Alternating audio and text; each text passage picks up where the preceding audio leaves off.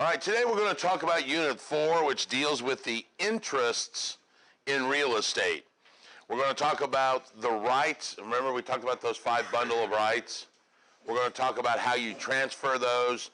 We're going to talk about the ownership of those and how you can transfer some, if not all, or just parts of them. We're going to identify different types of ownership. You guys are going to be confused today or learn some stuff that you didn't even know was possible because you don't even have to sell all the rights. You can only sell some of them. It's something that nobody has ever probably run into. We're going to talk about what a lien is and how it affects your property.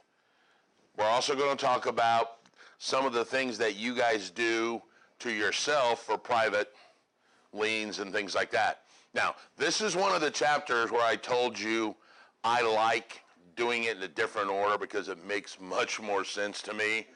So for this chapter, I want you to start on page 60.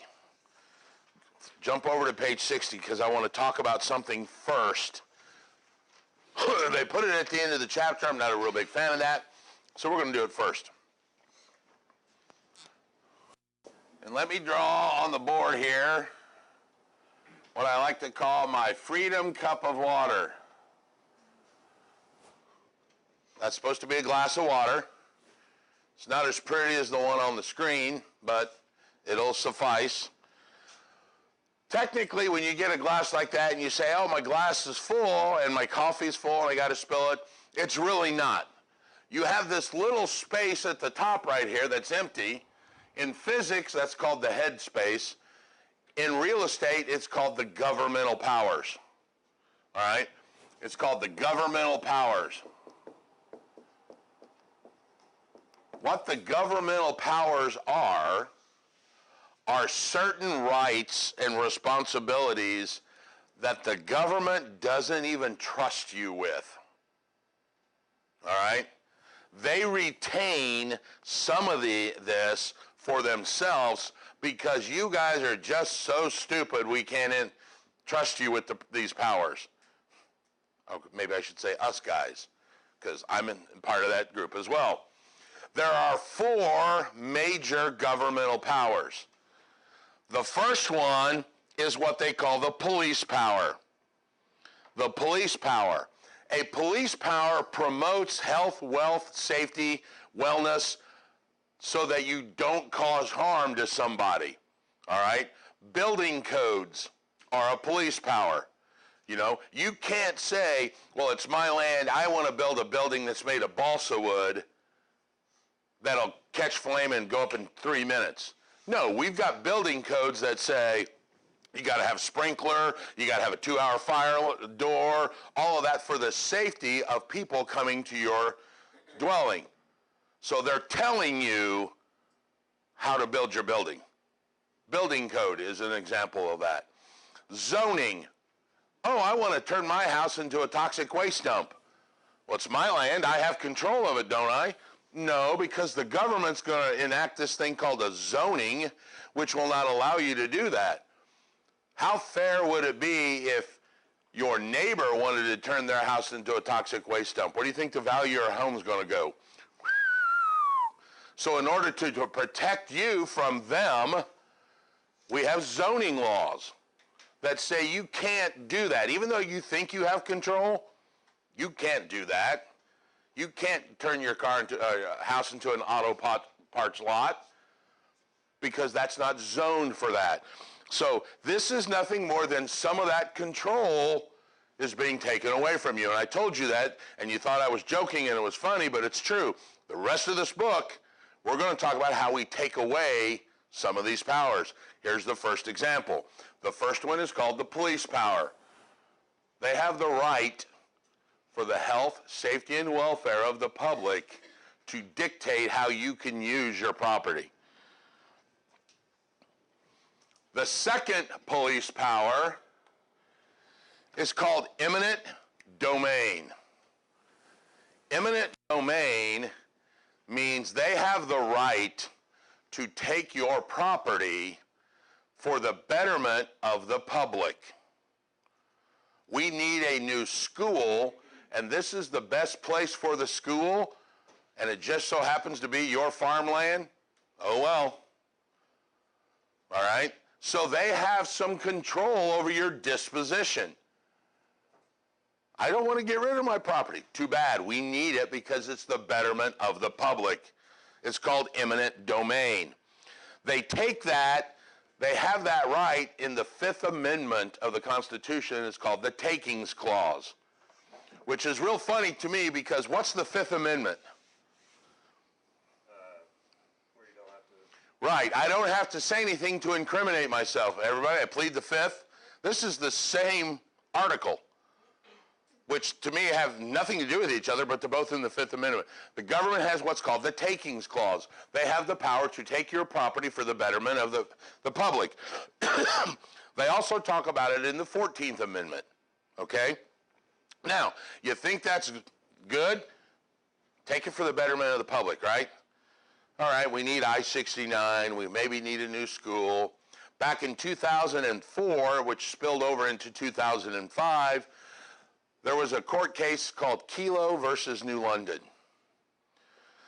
The city of New London took a bunch of houses because they said, oh, we're going to take these houses and give them to a private developer who is going to build a bigger building, who pays more taxes, who benefits the public in the overall run. Seem right?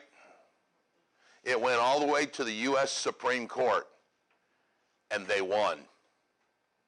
So now there is court precedence that says government entities can take private land and give it to another private individual if they think they can economically do a better job with it than you.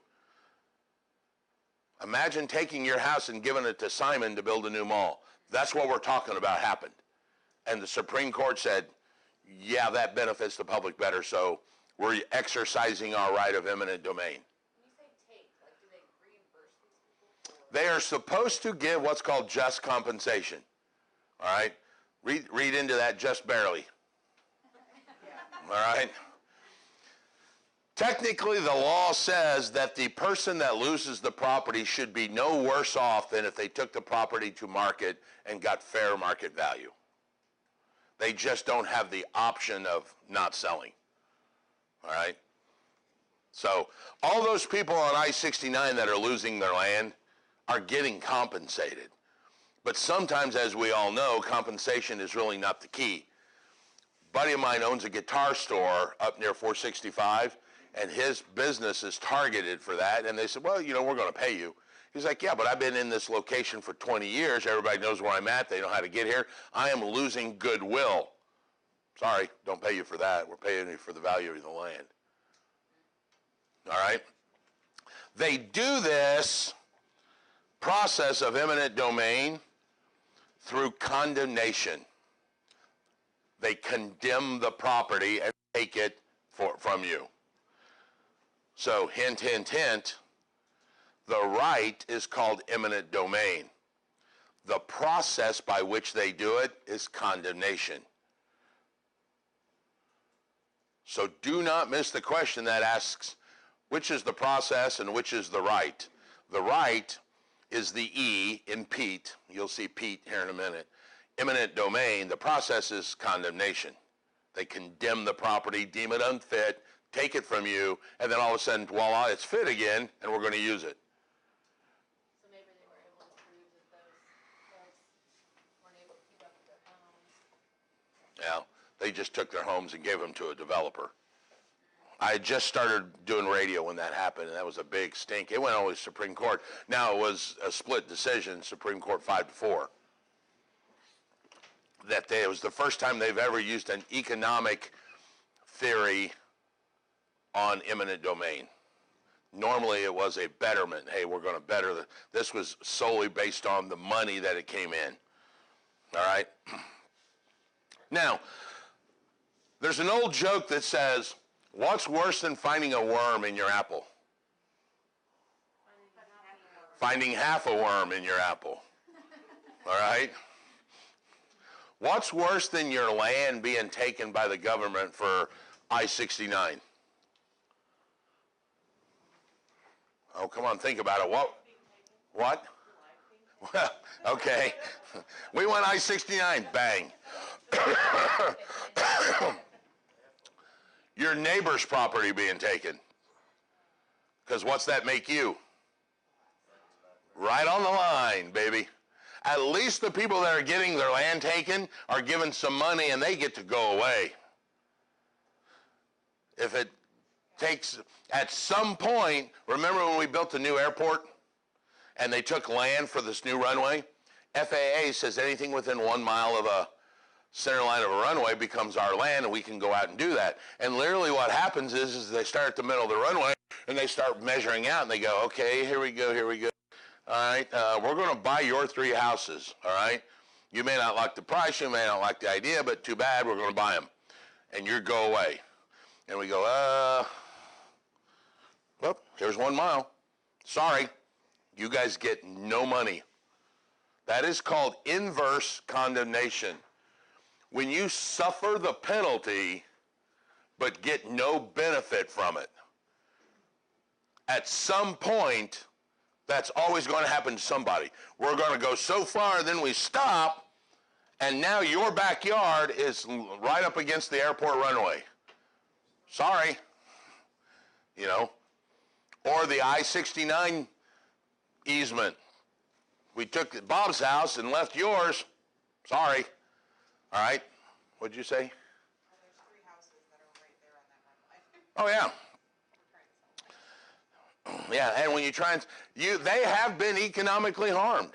How much? I don't know. There are court cases where people have gone in and tried to say, okay, I've been damaged. You need to try and compensate me. Back when, like, I know this only because it's been with Metro 317 for a while. The property's been on there for like $80-something thousand. Every time they do an appraisal, it comes back at like $30,000 Yeah. because of the runway. Yeah. And I was like, that just sucks. But who's the one that says it's only a mile?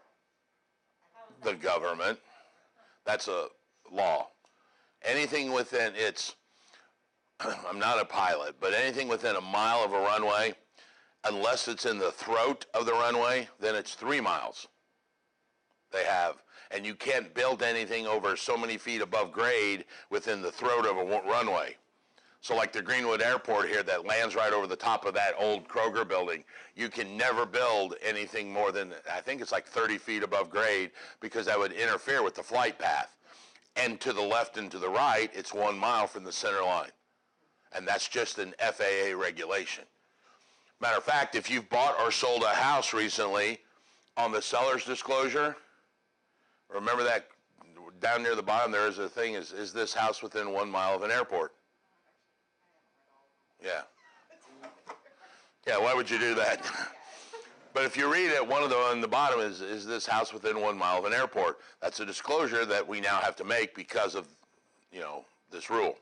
So in an instance like that, with this Greenwood Airport, with that shopping center right there, the airport was probably there prior to the It was. shopping center going up. It was. So then that airspace didn't need to be bought by the airport over the land where the grocery store is? No, the airspace was taken by the FAA because they have these federal laws that say within 3 miles of the throat of the runway, and I'm giving you just a generic. I'm sure that there's a specific, and like I said, I know you can't build 30 feet above grade within 3 miles on the throat of a runway. Within 1 mile out of the radial distance from the center line of a runway. All right, so that gives them enough room in case something happens, the plane can wreck, and without hitting into a residential area. All right, so that's the second one, is eminent domain. We're going to move this into another audio file here.